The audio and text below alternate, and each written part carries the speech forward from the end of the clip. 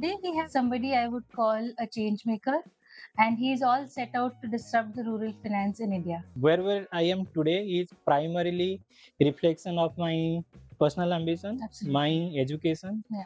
and the roots where I came from. We would like to understand why Arthan. We were discussing to do something and basically discussion around Arthan, but that time it was not Arthan. Right. So there was a leaf which fell from the tree, and it was actually golden in color. Oh, okay. So we started our WhatsApp group with Golden Leaf Finance. I think Newton would be very happy listening to this story.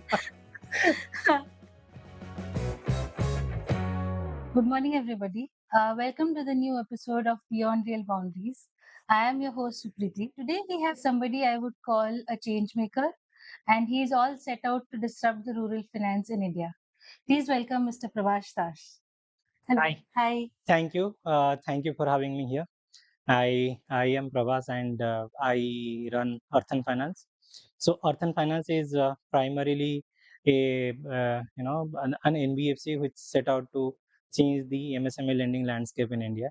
We provide loans to the underprivileged and unorganized micro enterprises in the tier 3, tier 4 type of cities who do not really have any documented proof of income, and that's the reason they were primarily excluded from the formal financial system. So great to have you here. Thank you. And we would all love to know how this all started. I mean, some of us know what Arthan Finance is, but we would like to understand how your early life has been and how it has impacted your present life.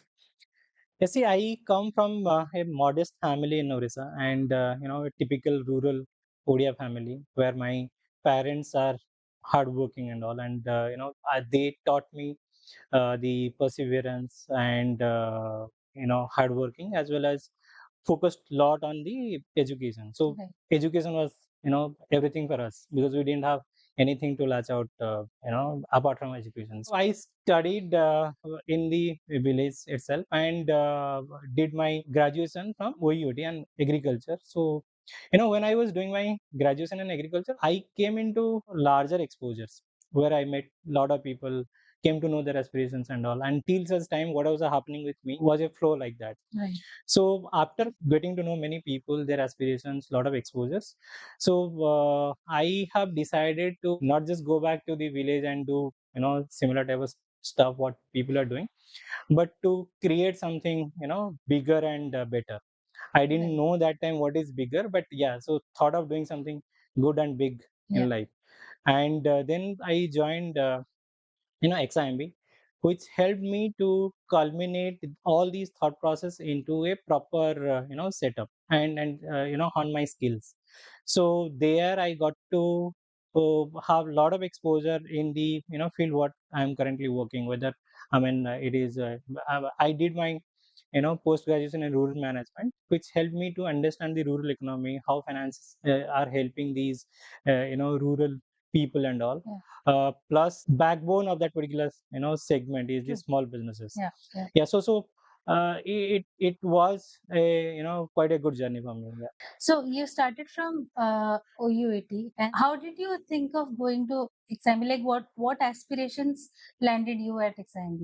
Yeah, so initially I was thinking of to do either engineering or medical. So I thought we'll do the preparations for that and all, but before that I applied to OUAT, and fortunately I got selected and I joined that.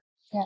Keeping in mind, after some time I'll go back and give the JE again, but it never happened. But when I went to agriculture, there were 2 3 things what I found. One is many people who are passing out from the agriculture, those were really good. They are doing either MBA, Okay. or they are doing banking. Okay. Right, so these are the major 2 options apart from all other stuffs like railways, all those things. And the rest part were involved in the agricultural research, and they were staying back in OUT. Right. I thought if I have to add a lot of value to my life and the bigger vision I had, so I thought to do MBA. So that's how I landed up in doing rural management. I think Where you started, as you said, you had a very humble beginning. and which might have led you to something in at OUAT, because since you had your roots there, Right. you would understand the area better. Yep. And then that led you to XIMB in rural management. So yeah, I think all of it had a connection. Yes, absolutely. Yeah. No, so where I am today is primarily reflection of my personal ambition, my Absolutely. education, Yeah. and the roots where I came from. Right. So all those actually culminated, to reach here. I think our roots affect where we want to go. I mean, that's the foundation all of us have, Yes, and all of us, our ambitions start from there. true. Yeah. So, how was your journey from XIMB? Like, how did XIMB help you to get into finance, and how has your peer in XIMB helped you get where you are right now? Okay, so actually, XIMB helped me to understand the intricacies of business. Right. Yeah. Okay, till OUAT, I was more equipped with the skill sets. Primarily understanding the rural market, understanding the rural economy. Yeah. All those things I got to know in OUAT. But when I joined XIMB, actually I added a lot of so it helped me to understand the rural economy in a much better way, like how businesses are run, Okay. how enterprises are being made.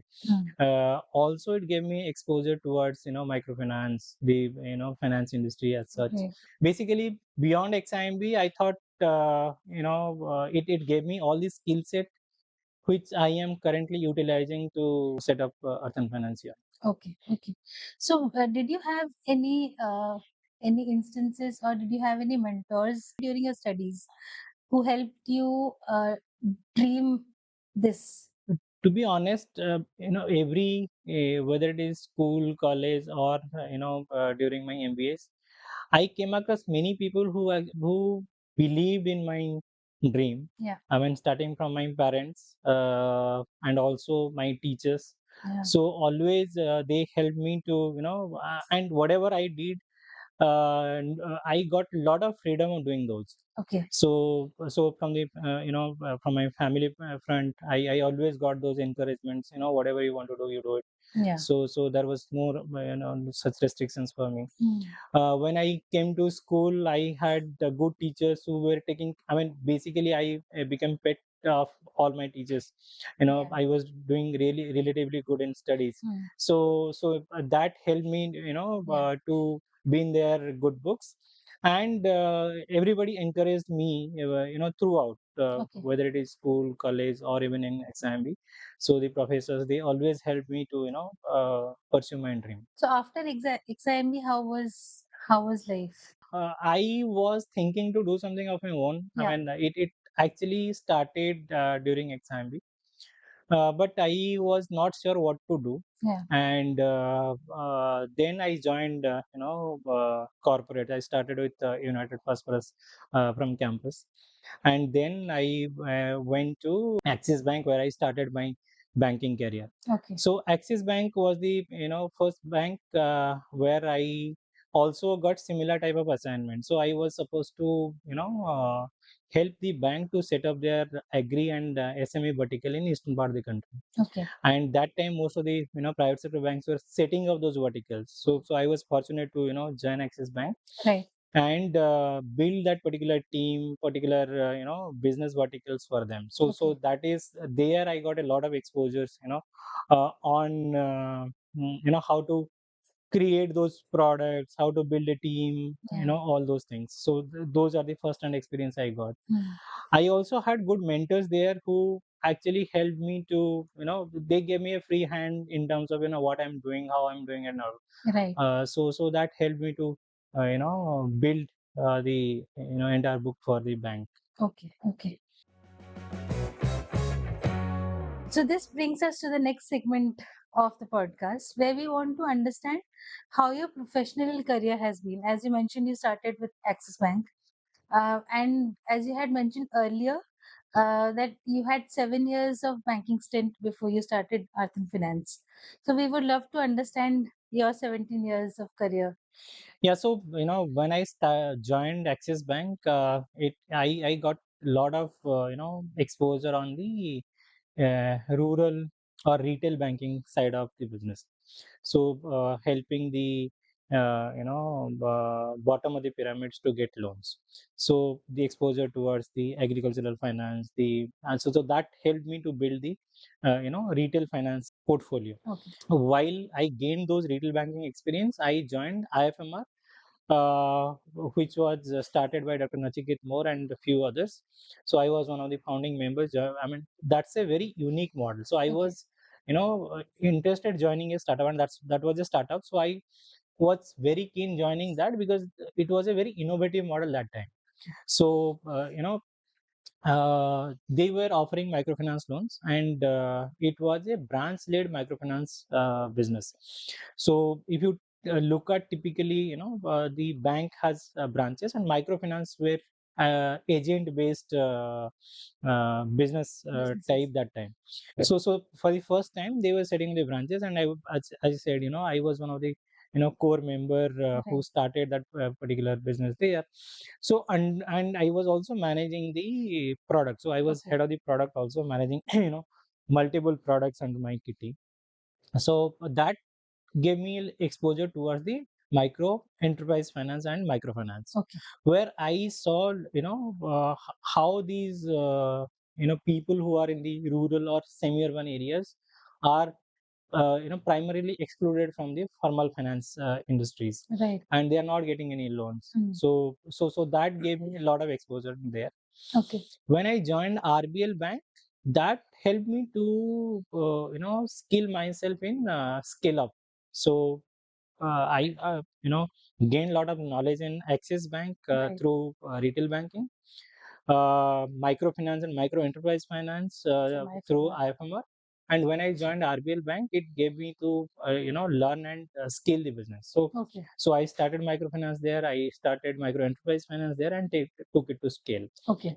I also had a small stint in Yes Bank, Okay. where I was also setting their rural finance business specifically for the micro enterprise finance.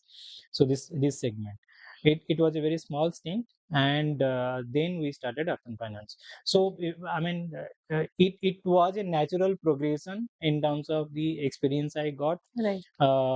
and the exposure and expertise what I got from in these 3-4 companies. Yeah. That helped me to set up the company. Right. So then after these 17 years, you started Arthan Finance with your co-founder. That's right. So how did you plan of doing that? How was the initial planning stage, and how was the journey from Yeah, there? so we are four friends who actually set up the rural finance vertical of RBL Bank. Okay. So I was managing the entire rural business, retail business, like microfinance, micro enterprise finance, and all. Kunal, who is my co-founder, he was managing more of liability business and lending to NBFCs. Right. And Gauri, who was managing the product, microfinance product, and also he was managing south and eastern part of the business. Okay. Rupesh, who is the fourth co-founder, he was the operation head, or he was helping us in managing all the operational activities. So we four actually from 0 to 10-15,000 crore book, we created that in RBL Bank. Okay. And we were thinking to do something of our own, because all four of us had similar stint in some other organizations, right? Either you start a business vertical, or you Yeah. start a company Yeah. and take it to scale. So all four had similar experience. So we thought, if we have, and we have also seen many companies whom we lent the first loan, they became small finance bank of late. So we have seen their journey, and we had seen their journey, and then we thought, if we are doing it for others, then let's do it for us. So all those thought process started in 2015, when we actually created a WhatsApp group to look at how can we start something. But this particular business being very capital intensive, we didn't have capital, and we were waiting for a right time, right opportunity. After RBL Bank got listed, we got that a little bit of capital to put in and start Arthan. So that's how we started Arthan. And so it always starts with a WhatsApp group. Yeah. Yes. Yeah. So, okay. So, four of you started, and as you said, it's a capital intensive business. So, how did you manage that? This particular business is really capital intensive, and coming from modest background, doing job, we couldn't have a lot of Yeah. savings and all to put in money. But RBL Bank helped us to when it got listed, so whatever ESOPs and all we got, we put together and we Okay. started Arthan. While there were a lot of resistance from the family and all, but we thought there is a better way of investing what we have, and Right. that's how we started. But more so, a lot of industry veterans, they actually put confidence on us. Okay. So we had around 30-35 people who are industry veterans who invested in us Right. after looking at the business plan. I mean, not even we started our business. So those give a lot of confidence. And later, when we started, uh, I mean, people came and joined. So we have two institutional investors today. One is Michael and Susan Dill Foundation, Right. and Incopin, who is a Belgium-based fund. So their investment actually gave a lot of confidence in us that whatever we are doing, Right. we are actually in the right path and we can scale it up further. Okay. And what is the story behind its branding? Like what? Yeah, Why so the? Arthan, the name was really suggested by one of my co-founder, Rupesh. So Arthan comes from two words. I Okay. mean, there are two different types of nomenclature to it. One Okay. is Arth means money. So it is related to money. Right. And the second one is Arth, Right. means the entire world. Right. So it's upliftment or financial upliftment of the entire world. So that is Okay. how the Arthan turns out to be. On a different note, actually, it started with a story that we were having tea under a banyan tree, Okay. and there was a leaf. I mean, we were discussing to do something, and basically a discussion around earthen, but that time it was not earthen. So Right. there was a leaf which fell from the tree, and Okay. we thought that's a lucky. It's a sign. Yeah, that's a sign. Yeah. And it was actually golden in color. Oh, okay. So we started our WhatsApp group with Golden Leaf Finance, Okay. and yeah, that was in 2015, and yeah, obviously that culminated to Earth. I think Newton would be very happy listening to the story. Because Newton somewhere would be sitting here, sitting and listening to your story. And he would be like, yeah, this is the second person who got inspired from something falling on his head. Yeah, that is great. Maybe I would like to ask you this question on behalf of all the entrepreneurs or budding entrepreneurs is when you started this, as you said, it's a capital intensive, and you diluted your ESOPs from RBL. But then, how did you go about making those connections and then creating a business plan, and how did that turn out? Yeah, so in the last 17-18 years of career journey, whatever goodwill we created, or the social equity we have created, that Okay. helped us to garner those brownie points. Okay. So people who have seen us, working either in the previous avatar or in the last when we were there, so they saw how we were working. We were pretty diligent. We started different verticals in the organizations. We helped them to scale. So people have seen those successes, Right. and that's the reason they pose a lot of confidence on us. Okay. So that helped to garner the investment from them. Actually, this brings us to the fact that networking is very important, Absolutely. and hard work in whatever you're doing is also as important, because then you make that connection and people start believing in you. So later, at a later stage, they continue believing in you and your work. And networking gives you a lot of exposures. Right. You get to know a lot of people. You get to know a lot of viewpoints. what you are doing is right or wrong. That only you can validate through networking or through friends and colleagues who can tell you whether you are in the right path or not. Right. Otherwise you may not, you will feel ki whatever you are doing is right, and Yeah. so there are less scope of modification or Right. changes. Yeah. Also, they would keep you grounded. Absolutely. Yeah. So that also help in, not only in business, that helps throughout. Right. As I said, I got lot of exposure when I was in OEOT. Right. Right. That gave me a lot of confidence. Apart from doing those 2 3 traditional ways what people were doing, Yeah. I should take a different path, and that's what I did. Right. So those helped actually. Yeah. Great. We would like to understand why Arthan and why the name. What is the story behind its branding?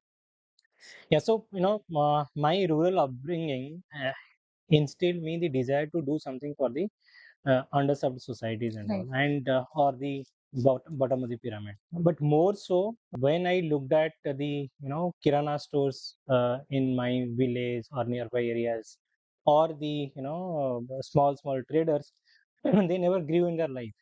Yeah. While other businesses grew many folds, during that particular period. That's because whatever equity they had put into their shop, they couldn't leverage on the debt. So nobody gave them the loans. Getting debt was really difficult for them. Right. Because they didn't have a lot of documents, all those things, and traditionally they were excluded. Okay. So for any business you need money, and when you can't invest more and more into your business, so you will not be able to grow. Yeah. And so that's the reason, and that was the systemic issue if you look at India in terms of MSMEs. Right. And I mean, while I saw that over a period of time, we could try it in different banks and all, but we thought we will have more flexibility to help this particular segment. Okay. If we do it through an NBFC and through technologies. Right. So these are the finance as well as technology. These can be the two core pillar through which you can give customized products. Right. Reach out to these particular segment and offer them fit to purpose loans. Right. So with that thought process, we started Arthan. Okay. So this brings us to the third segment of the podcast. What were the initial hiccups you faced when you started Arthan Finance? So you said you managed to get capital, you managed to get your co-founders on board, but then I feel building a team is also one of the biggest aspects of building a business. So what are the different types of hiccups you faced when you started Arthan? For us, building the team is was not, I mean, it happened very smoothly because okay, we were four and all of us were complementing each other in terms of the functions. Right. So we got to people whom we know earlier, and we set up the initial team pretty quickly. So that also one of the reason why we could scale faster. Okay. And able to build first line, second line team and all. But uh, major challenge have came when we started. We started formally in 2019. We got the license in June 2019, but after the license we started few branches and started operations. Yeah.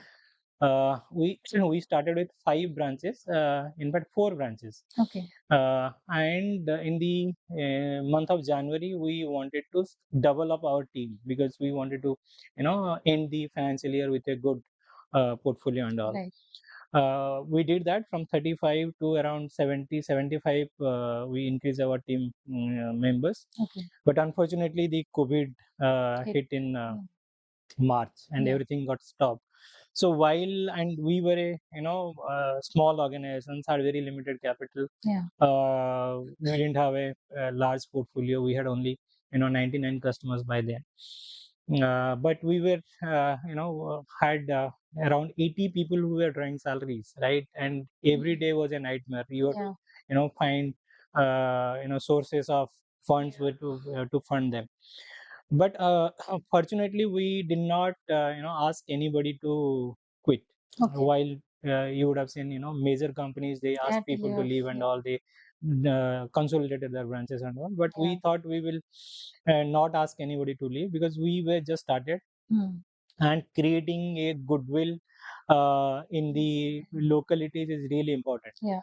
And we also came from the similar background, right? Hmm. I mean, we were 6 months back, we were also employees. Yeah. So we thought we will instill those thought process in as an Yeah. organizations, and we didn't fire anybody during that time. So that helped us people staying with us for a longer time. Right.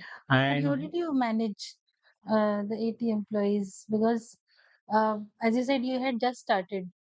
So managing 80 employees when there was COVID and there was a lull in the business sector. So how did you manage? yeah, so a majority of the salaries and funding was going to the employees only. Okay. So none of the founders took salary during that Ah, time. okay. So even the senior leadership team also, they voluntarily gave up a portion of their salary. Salaries. But we were giving 100% salary to the fit and state employees. So in fact, we were the company who were giving advance salaries to the employees. Okay. You take advance salary, you stock up your groceries for the month, because there will be shutdown, all those things. Yeah. Yeah. So yeah, it was a difficult time, and definitely we were in under a lot of stress. Yeah. But yeah, we sailed through. Yeah. Great. After COVID, how was things? How did you scale up? How was the journey Yeah, from so there? post COVID, we had actually good runway, Okay. and we had we opened few branches. So as of today, we are having 45 branches across 4 states: Orissa, Maharashtra, AP, and Telangana. We have two institutional investors and many angel investors with us. And we disbursed more than 700 crores as of today. So yeah, it was really a good journey post COVID. Right. So, going back a little, as you said, your business plan, you had a business plan, and a lot of people had faith in that. We would all love to know what does Arthan as a company offer to the people that is a differentiator for the company. So we offer fit to purpose loans, which means somebody wants 2 lakhs rupees loans for 3 years, we provide that. Somebody wants 50,000 rupees for 6 months, we Yeah. also give that. Okay. So it is basis the requirement, Hmm. and not basis whatever the off the shelf product most of the companies offer to their customers. Right. Also, we have implemented. From the day one, technology has been a core to us. Okay. We invested a lot in terms of technology building, AI and ML framework, building a data lake. So we invested a lot in terms of technology because we are a strong believer of technology. Okay. And today, we collect a lot of data from the customers, and not direct data, because these are the set of customers where you do not get the data. Right. So we collect from different sources, whether publicly available sources or other sources where you can triangulate those data. Okay. Whether that is numeric data, non-numeric data, we take photograph of the shop and we estimate the stock levels there. So a lot of things are in place to understand that particular segment of the customers well, Okay. risk rank them, and provide them the loans in a Okay. quickest possible time. So I can proudly say that we give unsecured loans, or we approve unsecured loans in less than 2 minutes, Hmm. Okay. and we give secured loans in 48 hours. Probably we are the first in secured lending NBFC who is using AI and ML to underwrite nearly 15-20% of their cases today. Okay. Okay.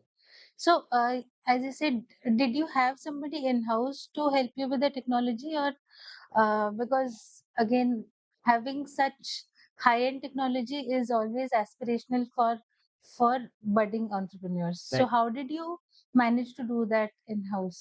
We also have a in-house technology team Okay. who actually so there was a different approach we took. We wanted to create a very modular LOS, loan Okay. origination system, because most of the innovations happens there, right? So to do that, we have a very good technology team, Okay. including our head of engineering, our CTO, and the team under them. For AI and ML, we have outsourced that particular activity because we couldn't, have that team. Okay. So we have few teams who are managing the AI ML ops at the organizations, but the larger, the designing, conceptualizing and all is being outsourced. As you said, for a lot of commercial loans, a lot of documentation is needed Right. to understand how credible the person who's taking the loan, the borrower is. Again, risk ranking and all of. What are the different ways you take to do the risk ranking? So as our customer segments are primarily in rural and semi-urban areas, you Yeah. do not find a lot of documents. Right. When you do not have a lot of documents, you have to depend on surrogates. Okay. So those surrogates help you to understand those customer better. So for an example, fabrication shop, we try to triangulate with their electricity bill. Right. For a tea stalls or the milk centers and all, we triangulated with their milk procurement for that particular day. Okay. Because you don't get those their financials data. Right. Right. So and also the for an example, for a kirana stores, you don't find those data. So what you will do is you'll go at a peak time and off peak time and observe how many people are coming, Right. and what is the average purchase ticket size. Value.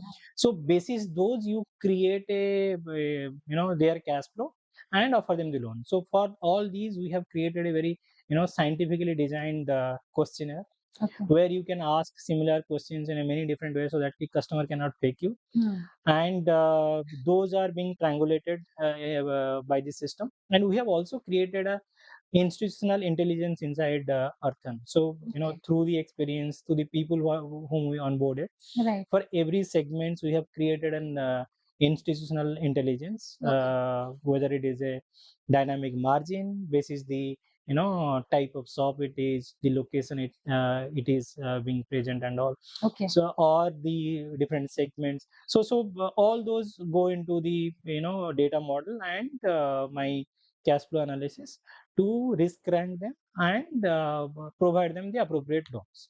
Okay, so is this technology something that your competitors also would have, or is this specific to this Arthan only? No, so you know, everybody has a different way of doing the risk ranking. Okay. Basis their risk appetite and all. So whatever we are doing may not fit to other companies, or whatever others are doing may not fit to ours. Right. So we have a specific target customer segment, and the risk ranking for them is primarily the way we wanted to do, and that's the DNA of Arthan. Okay. So right now, Arthan is where all is Arthan present in India? So we are currently in 4 states. Okay. And we are in around 45 locations. Okay. So that's in Orissa, Maharashtra, AP, and Telangana. So these are the 4 states where we are present today. Okay. So what is the future of Arthan? Let's say if we have a timeline of, let's say, 5 years or 10 years, what's next? Yeah, so 5 years from now, we wanted to be a large NBFC, with a pan India presence. So currently, we have around 450 people, and I can see in 5 years down the line that 450 can be 4,500 or even more. Absolutely. And yeah, so looking at a AUM of around 3,000 crores in the next 4 5 years. Wonderful. Okay, this brings us to the last segment of the podcast, wherein we would uh, like a few tips from you. Since a lot of our viewers are budding entrepreneurs, or people who are aspiring entrepreneurs, they somehow are scared of the struggles, are scared of the journey to success. So we would love to have some tips from you as to how to remain balanced during struggles, and how to navigate this journey? The entrepreneurial journey is not a very It's cakewalk or not rosy things. absolutely, It yeah. it it has a lot of ups and downs. Yeah. So you have to be really balanced in all these situations. Uh, Two, three things. One, which is really very critical, is understanding of the product market fit. Okay. So whatever you are offering, if you are not so confident, you do not have experience, and you have never done that earlier, probably it will be very difficult to understand and to take a lot of time. But otherwise, if you have really done it earlier for some company, something like that, you have similar experience and all, starting in similar lines should not be very difficult. Okay. But at the same time, whenever you start, most of your earning, you should also keep it in mind for the next 12 months or 24 months, your income will be very squeezed. Okay. So you should have those backup in place, probably from your family, from your wife, or whoever can support you.